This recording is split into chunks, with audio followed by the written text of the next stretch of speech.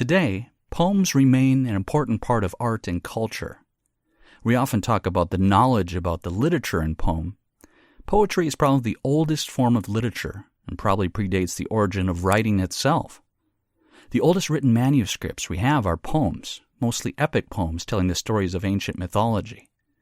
The English language in poems and poetries is difficult to understand, often giving readers a feeling of frustration and making it hard for readers to enjoy poetry. This is because poems use literary expressions. Poetry was once written according to fairly strict rules of meter and rhyme, and each culture had its own rules. Some poems incorporate rhyme schemes with 2 or more lines that end in like-sounding words. We should learn to simply enjoy it and to know more about literature knowledge.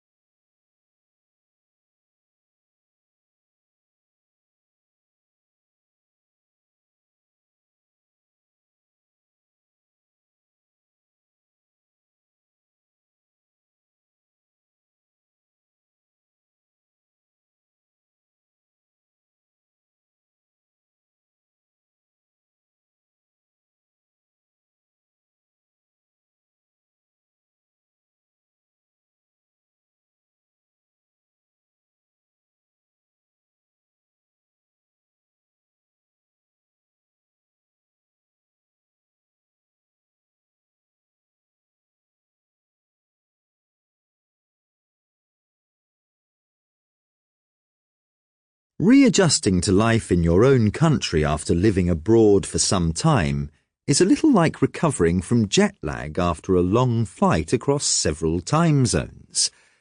It takes time. And research indicates that after 9 years of living in a foreign country, you never really do readjust. Of course, things have changed. Governments have come and gone. What you knew as countryside has become a suburb. New technologies have changed the way people go about their daily lives, and so on. These changes may well have been taking place in your adopted country, but they were happening while you were there, so you could adapt as you went along. Those are not the main difficulties, however. It is in the smaller, everyday things that you might experience what is known as culture shock, although it's not really a shock, but puzzling all the same. For example, the precise way to behave at a supermarket checkout may have changed, and in ordinary conversation, the frames of reference have changed, and quite often you find that you don't really know what people are talking about, even though they are speaking your native tongue.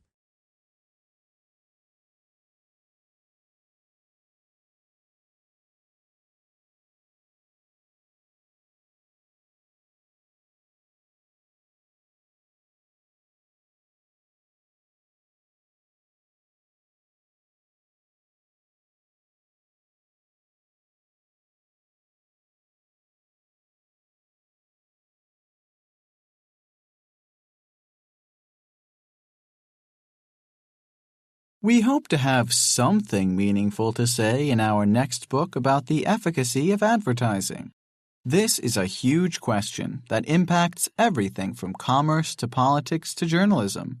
But for now, let me give one example.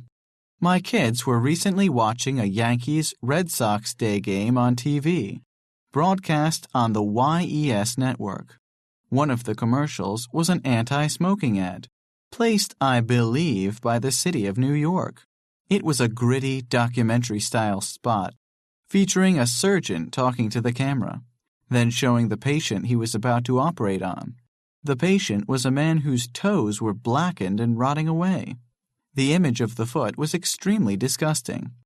"It's gangrene," the surgeon said, and then he drew on the man's leg with a marker to show where he was about to take his hacksaw and cut off the leg. The ad made a huge impression on my 5-year-old daughter. Hours later, she asked out of the blue, "Are you still thinking about that boy's foot?" She couldn't eat dinner that night since she was still thinking about the disgusting image. She's definitely more scared of seeing that foot again than she is of seeing the Wicked Witch of the West again. We talked about it for quite a while. I explained that smoking is bad for you, even though in the old days people actually thought smoking was good for you. And now the message they're sending is that nobody should smoke. Will this ad work? Will it cause a young person who sees it to never smoke cigarettes?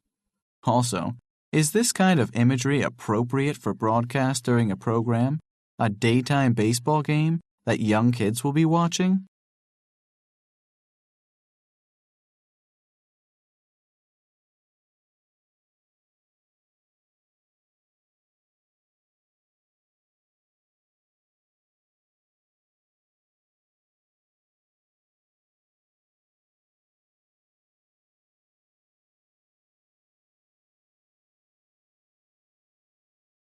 The growth of the modern state brought with it the development of mass political parties and the emergence of professional politicians. A man whose occupation is the struggle for political power may go about it in two ways. First, a person who relies on their political activities to supply their main source of income is said to live off politics, while a person who engages in full-time political activities but who doesn't receive an income from it, is said to live for politics. Now, a political system in which recruitment to positions of power is filled by those who live for politics is necessarily drawn from a property-owning elite who are not usually entrepreneurs. However, this is not to imply that such politicians will necessarily pursue policies which are wholly biased towards the interests of the class they originate from.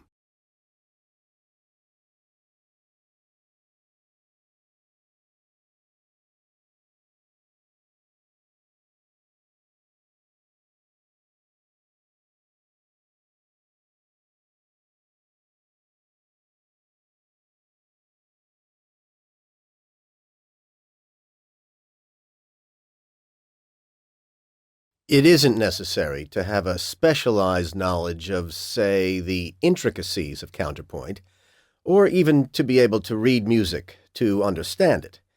Usually getting the point of a piece of music, its emotional and dramatic impact, is immediate or simply requires you to become more familiar with it. Of course, prolonged study of music and its composition, as in any other field, will increase your understanding, but not necessarily your enjoyment. Now, I realize that it can require a good deal of willingness on our part to risk new sensations, and there is a lot of music that will seem unfamiliar and alien to you on a first hearing.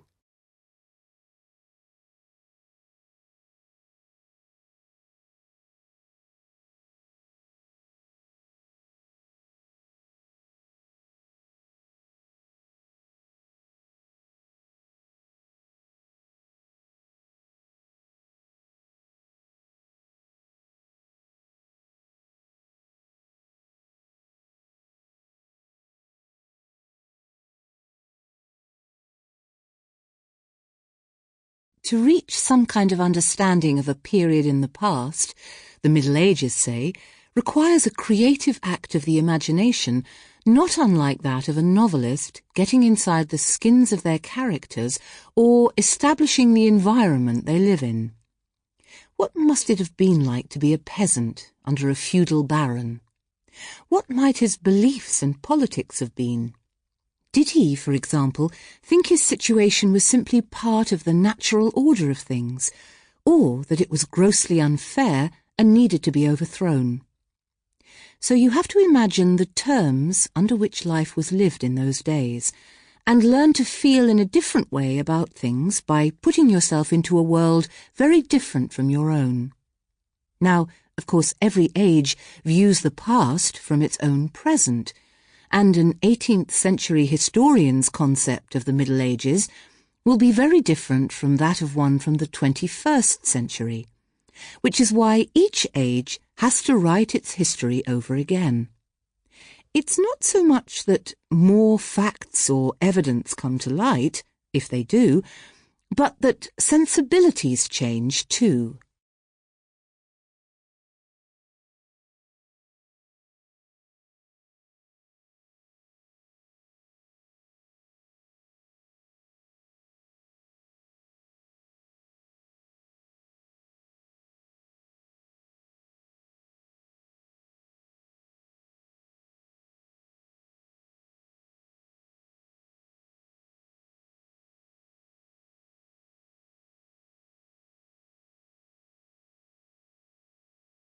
Map making has a long and fascinating history.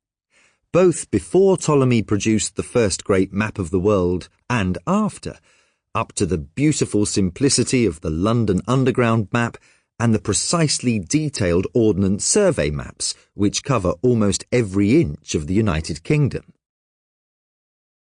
Ancient mapmakers used to draw in hills, valleys and rivers to give an idea of the topography, the shape of the land. It wasn't until the late 16th century that contour lines were used, that is, lines that linked points of the land at the same height. But this was to show the relative depths and shallows of a river. The first time land contours were used was on a map of France, which took about 40 years to complete and was finished in 1783. The Ordnance Survey was set up in 1791, and their maps, as the name suggests, were originally made for military purposes, and the first one to be produced was of the county of Kent, at a ratio of 1 inch to 1 mile.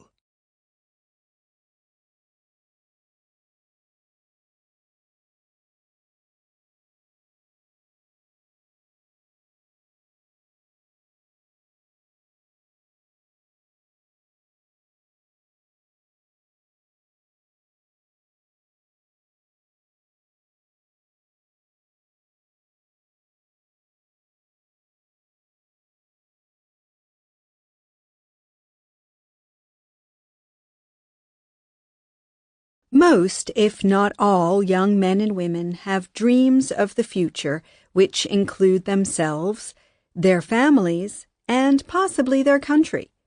At one time or another, they evaluate and criticize their own society and think of the changes they would like to make. For most people, however, the biggest contribution they can make to their society's development and change is through the careers they will follow, rather than through direct political action. For the lucky few, their careers will be interesting as well as allowing them to make a measurable contribution to the growth of their country. This is why it is important to know something about the career aspirations of young people and the reasons for their interest in these ideal careers. At the same time, it is equally important to consider whether their aspirations are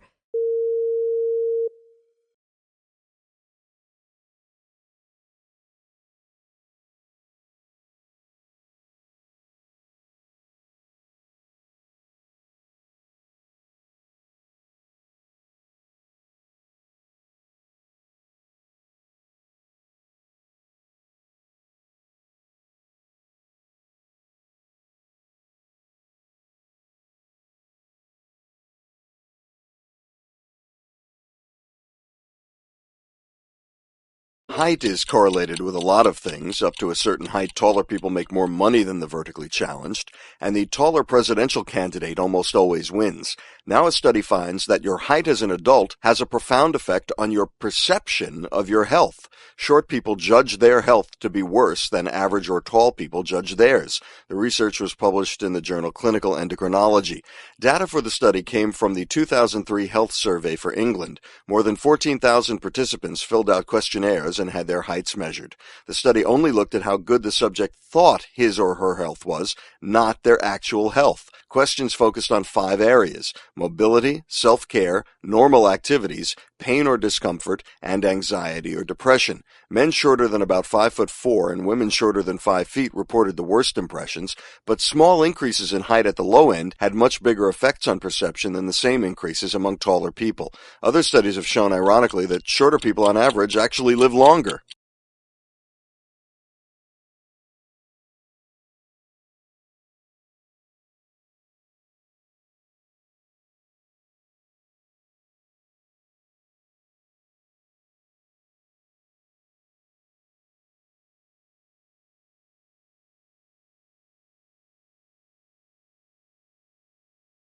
Have you ever wanted to turn down the volume at a deafening concert or noisy bar? Envy the whale. A new study finds that toothed whales can reduce their own auditory sensitivity when they expect a loud sound. The work is presented at this week's Acoustics 2012 meeting. Whales and dolphins rely on their responsive hearing to interpret returning echolocation clicks. Previous research suggested that these marine mammals could dull their hearing before uttering outgoing echolocation clicks, which are very loud. Could they use the same coping mechanism for external noises? To find out, researchers trained a false killer whale that a loud noise would always follow a brief warning signal. Then, they attached suction cup sensors to the outside of the whale's head and played the signal. The sensors measured brainwaves that indicated the whale did reduce its hearing sensitivity in expectation of a clamor. The researchers hope to test other species as well. Loud noises from ships can disturb whales. To accommodate marine life, perhaps vessels could emit signals before making a ruckus, warning whales to tune up.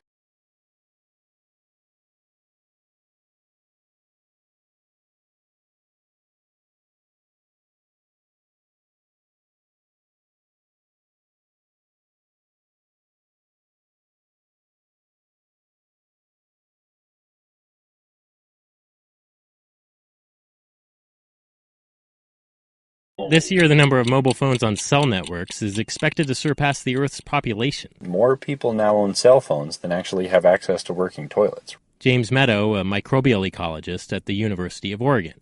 Hidden in the data is the reality that some people work on their phones on toilets. If that grosses you out, consider this. So it turns out that we're just really leaky animals. We leave our bacteria everywhere we go. Including, of course, our phones. Meadow and his colleagues took a census of the bacteria on thumbs and index fingers of 17 volunteers, and on their smartphone touchscreens. Overall, they ID'd more than 7,000 types. Looking at just the most common bacteria, those that appear more than 0.1% of the time, they found an 82% similarity between the microbiomes of fingers and phones, meaning our phones are a pretty good mirror of ourselves, microbially at least. The results appear in the journal PeerJ. We have always been covered in bacteria, and we will always be covered in bacteria. So the fact that our phones are also covered in bacteria is no reason for concern. In fact, the researchers say that mobile phones may hold untapped potential as personal microbiome sensors.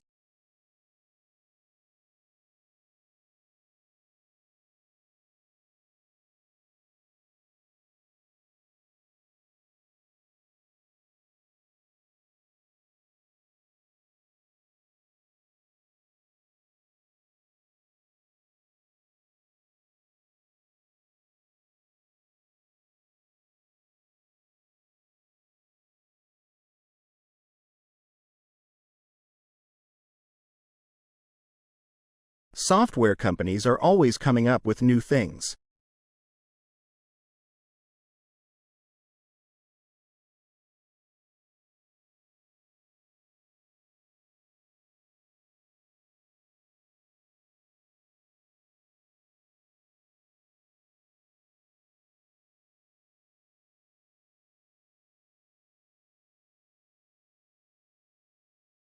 Our sociology department has a global reputation for its outstanding quality.